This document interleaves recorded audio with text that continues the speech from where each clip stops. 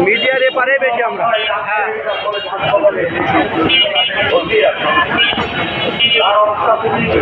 আর ভাই একবারে আপনি বলতে চাই এই যে বিভিন্ন অপকর্ম করে বেড়াবে এই জায়গায় তো সাংবাদিকরা নিলে এটা হতে পারে না। তারা যে বিজ্ঞানজনকভাবে হামলা চালিয়েছে এবং তাদের সাথে যারা জড়িত আছে তাদেরকে দৃষ্টান্তমূলক শাস্তি আবেদন জানাচ্ছি প্রশাসন তাদেরকে দ্রুত আইনের আওতায় আনবে বলে আশা করছি।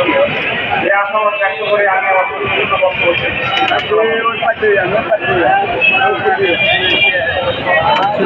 সাংবাদিক যখন করম ছেড়ে অস্ত্র তুলে দেয়, অবৈধ অস্ত্র নিয়ে বগুড়া দেয়, তখন কিন্তু সাংবাদিক থাকে না।